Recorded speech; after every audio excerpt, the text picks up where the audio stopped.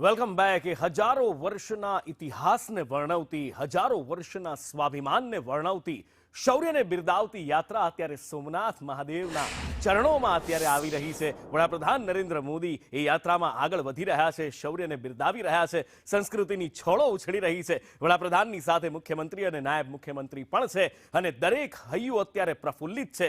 સોમનાથ જાણે કસુંબલ રંગમાં રંગાઈ ગયું છે. લોક સાહિત્યકાર નિર્મલદાન મારી સાથે છે. નિર્મલદાન, હમણાં જે બ્રેક પહેલા આપણે વાત કરી રહ્યા હતા, હોમ હવન કે ઓલા જગન જાપથી મારે નથી પધરાવવું, બેટડે બાપના મોઢાના ભાયડા એના કુણા કુણા હાથે ખોડાવવું, અદ્ભુત શૌર્યની વાત.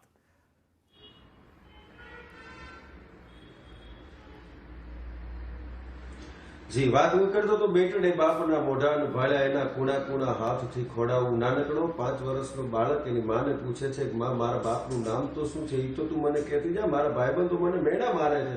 અને 5.5 વર્ષનો બાળક છે, હાથમાં કટાર લઈ અને સવારના પોરમાં માની સામે ઉભો રહે છે કે માં, જો તું આજ મને નહીં કે મારો બાપ કોણ છે, તો હવે હું આ કટારથી મારા પેટમાં મારી મારા પ્રાણ પંખો ઉલાડી જઈશ. મેં પણ તારું ધાવણ ધાડ્યું છે, મેં પણ આ રાજપૂતાણીનું ધાવણ ધાર્યું છે, એટલે મારાથી સહન નહીં થાય, તારે મને કેવું પડશે. પછી આ દેશની આર્ય નારીને ખબર પડે છે કે આ સમય આવી ગયો, પાકી ગયો સમય કે મારા દીકરાને કેવું પડશે કે તારો બાપ કોણ છે.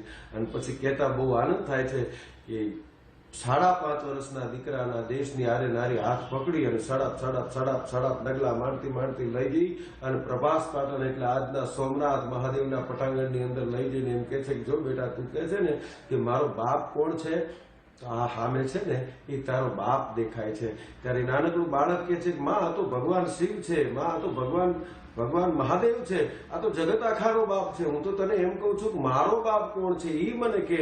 અને તેથી આ દેશની આરે નારી જોતે પ્રણંબા જુગ તંબા ગાત ગંબા ગી સરી જલંબા ચંદ્ર બંબા તેજ તંબા તું ખરી હોતે કથાકમ બજે હાકમ બીર હાકમ બમણી પોતાના દીકરાનો હાથ પકડીને કે છે કે બેટા, મને ખબર છે કે આ ભગવાન શિવ છે, મને ખબર છે કે જગત આખાનો બાપ છે, દુનિયા આખીનો બાપ છે, એની મને ખબર છે, પણ બેટા આખા જગતનો બાપ ભગવાન શિવ જે દિવસે મુશ્કેલીમાં હતો અને વિદેશીઓ એની ઉપર જયારે હુમલા કર્યા તે દિવસે કોઈ કામ નતું આવ્યું, તેથી તારો બાપ હમીરસિંહજી ગોહિલ છે, એના માટે થઈને માથું દઈ દીધું હતું. એ તારો બાપ છે, હમીરસિંહજી ગોહિલ છે.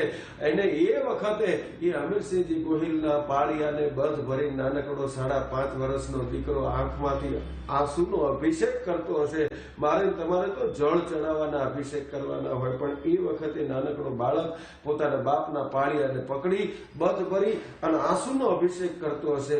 અને એવે વખતે પેલું વિજોગણ છે, આ દેશની આર્ય નારી છે, એ પોતાના 5.5 વર્ષના દીકરાને લઈ અને હમીરસિંહજી ગોહિલના પાળિયાને બધ ભરી અને આંખમાંથી અભિષેક કરતી હોય ને, ત્યારે આ દેશનો કવિ એમ લખે છે કે તું મને જો ભગવાન બનાવે ને તો ગંગાનું પાણી કોક ચડાવે, કોક યમુનાનું પાણી ચડાવે, કોક ગોમતીજીનું પાણી ચડાવે, પણ એ કલાકાર ગોમતીજી કે ગોલ્યા યમુનાજી ના મારે નિર્ગંગા મનથી નાવું. તું મને ભગવાન બનાવે તો કોક ગંગા યમુના ગોમતીજીના નીર ચડાવે, પણ તું મને સુરવીરનો પાળીઓ બનાવે તેથી નાનકડા 5.5 વર્ષના બાળકને લઈને જડી આ દેશની નમણી વિજોગણ આવે ત્યારે એની આંખમાં આંસુનો અભિષેક થાય. ત્યારે ગોમતીજી કે ઓલા યમુનાજી ના મારે નિર્ગંગા મનથી નાવું. તો